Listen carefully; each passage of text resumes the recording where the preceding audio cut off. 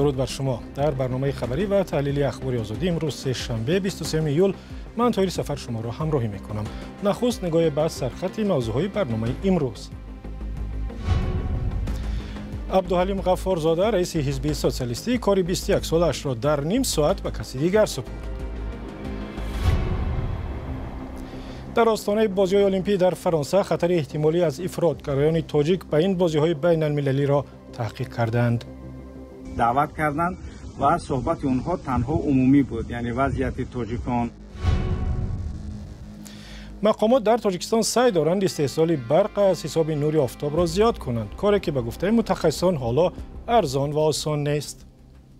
برای ساختن مرکزی برقی آفتابی برای 1 کیلووات فرض کردیم از 2000 تا 4000 دلار صرف می شود.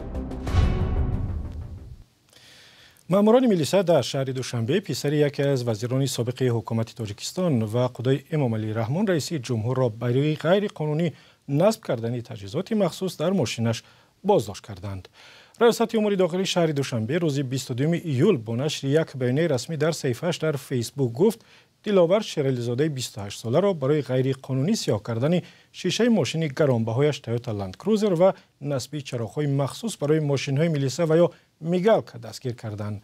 معلوم نیست او را به بازداشتگاه بردند و یا نه، اما دلاور شیرعلی‌زاده را برای این قانونشکنی‌ها زیاده از 11500 سومانی و یا بیشتر از 1000 دلار جریمه بستند.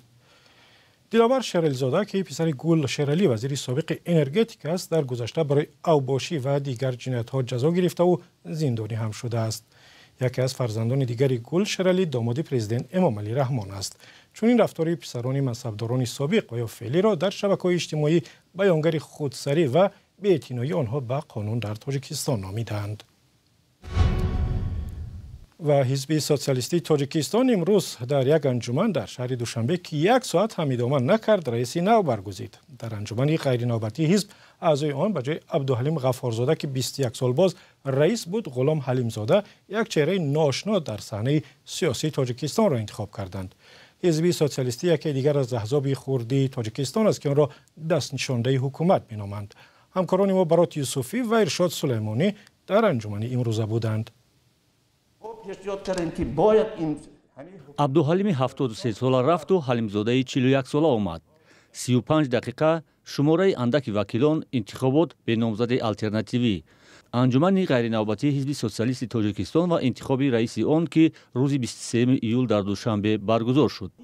ظاهرا همه حزب‌های سیاسی تاجیکستان از یک مرکز اداره می‌شوند که در چند هفته اخیر سومین حزب رهبرش را به اصطلاح جوان می‌کند. امروز سین سال استاد از 73 گذشت و سالهای آخر کمتر از سلامتشان نیز اذیت داده است. از این لحاظ از ریاست کمیته مرکزی سالستان خواهش نمودند که با همین نظرداشت را آزاد نموده به جای او یگان نفر جوانتر با مسئول راستقول و وطنراست را انتخاب نماییم. رئیس نوی سوسیالیست‌ها غلام حلیمزاده که تا این وقت رهبر دسته حزب در شهر بوستان ولایت سوخت بوده است. وکیلان در انجمن 3 نامزد به رهبری این حزب پیشنهاد کردند، اما 2 تن به نفع حلیمزاده از رقابت دست کشیدند. در پارلمان حرکت میکنیم، ما هم مطابق باشیم و پارلمان ثانی ما انتخاب میکنند. ما اول خودمون نشان دادن ما نکنیم. برای معرکه‌های کلانتر سیاسی مثلا انتخابات پرزیدنتی چیزا آمادگی میگیره؟ حالی این چیزا من آماده نیستم. حالی مقصد من این چیزای فکر نکردم. این به من نو. این مقصد ما در هدف ما نبودیم که انتخاب می شود یا انتخاب نمی شود. من هم یک هیجان اندر راستش. عبدالحلیم غفارزاده رئیس اکنون پیشین حزب سوسیالیست تاجیکستان از رئیس نو این حزب ستایش کرد. فعالیت کاری خوب دارند و من باور دارم که این کس همچون اقتصادچی به نهایت مهم و برابر این نازکی های همین حزب سیاسی تاجیکستان را درست در ایجاد میکنند و برای در آینده تطبیق نمودن سیاست امروزی حکومت جمهوری تاجیکستان سعی و تلاش میکنند. عبدالحلیم غفارزاده در صف حزب باقی میماند. аз ин пештар ду ҳизби сиёсии дигари тоҷикистон демократӣ ва ислоҳоти иқтисодӣ раисони худро ба афроди ҷавонтар иваз карданд. ҳизби социалисти тоҷикистон соли 1996 аз сӯи Сафаралӣ Кенҷаев раиси вақти шӯрои олӣ ва яке аз асосгузорони фронти халқии Тоҷикистон таъсис шудааст. баъди қатли асроромӯзи ӯ дар соли 1999 ин ҳизб ба ду шоха тақсим шуд ки соли 2004 вазорати адлия ҷиноҳи Абдуҳалим Ғафуровро ба расмият шинохт.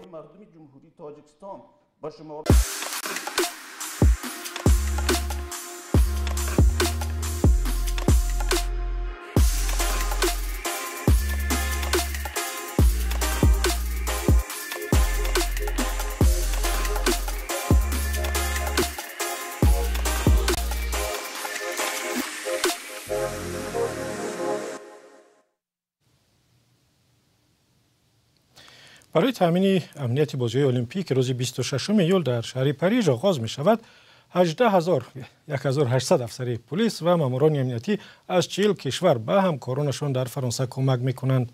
از جمله اسنایپرها و یا نشان زنها و نیروهای مخصوص، چون که جنگ در غزه و اوکراین و دیگر عامل‌ها نگرانی‌های امنیتی در فرانسه را بالا بردند. اما در آستانه این بازی‌ها و بعدی حمله تروریستی به تالار کنسرتی کراکوس که مقامات روسیه اساساً تاجیکان را به آن متهم می‌کنند، پلیس فرانسه مسئله احتمال خطر از طرف تاجیکان مقیم اینجا را هم تحقیق کرده است. خبرگزاری رویترز میگوید که پلیس فرانسه از جمله با محمد اقبال صدرالدین، یکی از مخالفان دولت تاجیکستان، و تیمور ورقی، خبرنگاری پناهجو در فرانسه درباره همین موضوع صحبت کرده است. محمد اقبال صدرالدین در یک پیام ویدیویی به رادیو آزادی گفت که واقعاً چون این صحبت جای داشت. ما صحبت با هتل دویل یا اینکه مرکز یا مری ایگار شهر که در پرفکتورای منطقه‌ای که ما قرار داریم هست دعوت کردند و صحبت اونها تنها عمومی بود، یعنی وضعیت تاجیکان، چون این کارهای عمومی است که شهرداری همیشه از یعنی افرادی که از هر مردمی که معروف هستند با اونها صحبت می‌آراید و قضیه‌های یعنی که در لابلای اون مردم یا اون ملت هست صحبت میکنند. و تیمور ورقی در یک پیام ویدیویی به رادیو آزادی گفت آنهایی که با او صحبت داشتند خود را کارمندان شهرداری معرفی کردند. خبرنگاری تاجیک افزود بیشتر پیدا شدن نام تاجیکان با اتهام تروریسم در رسانه‌ها مایه نگرانی است و یک سبب آن را سیاست‌های حکومت تاجیکستان نامید که به قول تیمور ورقی مردم را کمیزات و کم سواد و مجبور به ترک وطن کرده است. Люди вынуждены бежать из страны во все четыре стороны. مردم ناچار از کشور به چهار طرف و به هر کجا خود را میزنند تا که نان یابند و زنده مانند. این مردم بیسواد و در تاریکی مانده و فریب خورده خدا را شکر نه همه‌شان تومه آسانی واعظان اکستریمیست واعظان افراطی میگردند و به سبب نیست که تعداد زیادی تاجیکان زرخریدان داعش شدند. Таджики составляли значительную часть рекрутов в ИГИЛе. بنا به گفته خود مقامات تاجیکستان پس از ظهور داعش در سوریه و عراق بیشتر از 3000 شهروند کشور به صف این گروه افراطی پیوستند و این نگرانی هم وجود دارد که تعدادی از آنها برگشته و از طریق خاک اوکراین و کشورهای اروپایی رفتند.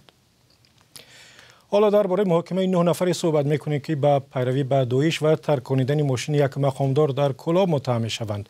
قرار است به زودی در این شهر حکم 9 نفری را اعلام کنند که به قول مقامات ترکش در ماشین رهبری دفتری حزب حاکم خلقی دموکراتی در کلاب کاری دستی آنهاست. جزئیات دیگر را در گزارش همکارمان شادمانیتی میبینیم.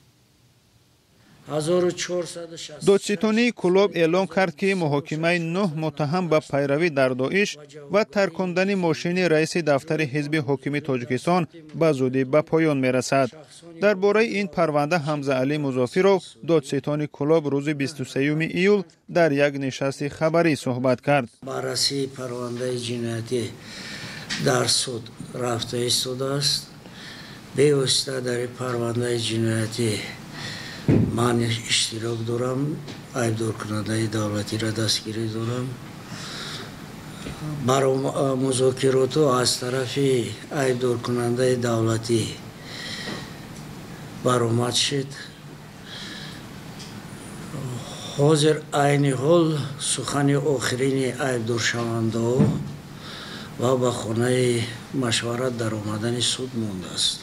ماشین خدمتی سلیم سیولیزاده رئیس دفتر حزب خلقی دموکراتی در کلاب روز 5 ینوار امسال در همین شهر ترکید و او را زخمی کرد. мақомот 9 нафарро дастгир ва ба терроризм ва даъват ба сарнагун кардани сохти конститутсионӣ муттаҳам карданд. номашонро ба истиснои насаби 1 нафар то ҳол нагуфтаанд. додситони клуб гуфт ки парванда муҳри махфӣ дорад ва барои ҳамин ҷузъиёташро ошкор намекунад. ӯ афзуд, миёни муттаҳамон 1 зан низ ҳаст. 1 нафар зан амо оилаи роҳбари гурӯҳ Маҷидзода ки аъзои ҳами дасташидагӣ баъзе байрақи исломиро духта додааст, плюс ба гуфтаҳои шаҳвараш ва ҳам маслакони шаҳвараш амал мекардааст. ба гуфтаи додситони минтақа мумкин аст то аввали моҳи август ҳукми ин афрод содир шавад. парвандаи мазкур дар минтақаи клуб камсобиқа аст ва ба қавли афроди огоҳ ҳамин парванда сабаб шуд чандин афсари баландрутбаи ниҳодҳои қудратии хатлонро барои ғафлату саҳлангорӣ дар корашон аз мақомашон барканор кунанд. дар тоҷикистон мақомот сай доранд тавлиди барқ аз ҳисоби нури офтобро зиёдтар кунанд, вале ин ақида ҳам ҳаст ки чунин кор ба осонӣ ва арзон муяссар намешавад. дар душанбе пойтахт агарчи панелҳои хурди хуршидӣ ба чашм зиёд мерасад, аммо насби панелҳои бузургтар кори дигар будааст. гузориши Алишер Зарифӣ ва Амир Исоев дар ҳамин бора аст. панелҳои офтобӣ назди чароғҳои раҳнамо. онҳо дар кӯчаҳои Душанбе акнун зиёдтар ба чашм мерасанд. аз ҷумла нерӯи барқи ин чароғҳоро низ таъмин мекунанд. дар ин таваллудхона низ чунин дастгоҳро насб карданд.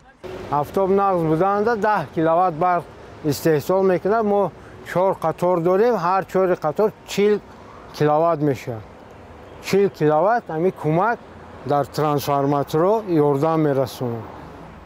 барои истеҳсоли энергия аз офтоб ва захираву интиқоли он танҳо ин панелҳо кофӣ набудааст. агар акклиматор рӯш мешуд ва дар вақти набудани барқ ин 1 сутка ёрдам расонида метавонист. тоҷикистон бештар аз 95% барқашро аз нерӯгоҳҳои обӣ мегирад. дар тирамову зимистон маҳдудияти барқ ҷорӣ мегардад ва мақомот сабаби онро ба хушксолӣ рав медиҳанд. барқ аз офтоб дар чунин мавридҳо як манбаи дигари таъмини сокинон бо барқ арзёбӣ мешавад. дар Академияи миллии илмҳои Тоҷикистон гуфтанд, иқлими кишвар барои рушди энергияи офтобӣ мувофиқ аст. дар ҷумҳурии Тоҷикистон зиёда аз 280 то 320 рӯзҳои офтобӣ аст ки ин имконият медиҳад барои ҷумҳурии Тоҷикистон иқтидори захираи энергияи офтобӣ зиёда аз 3 триллион киловатт-соат аст. вале барои рушди ин соҳа мушкилиҳои дигаре халал мерасонанд.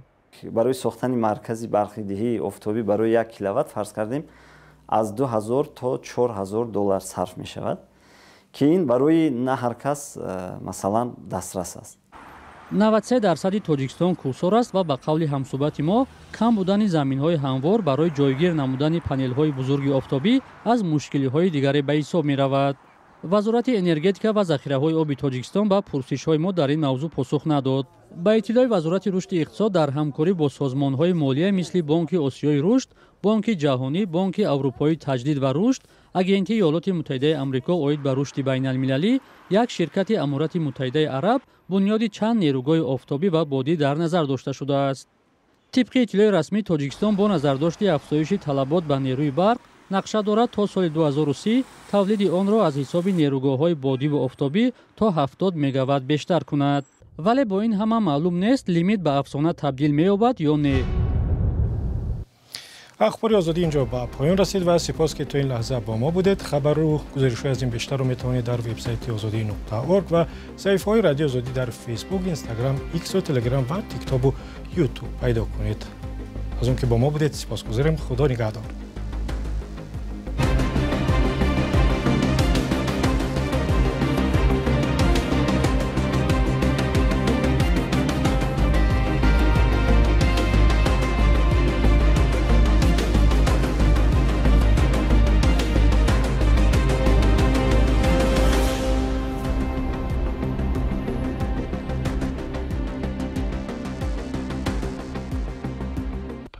Radio Liberty, Praha.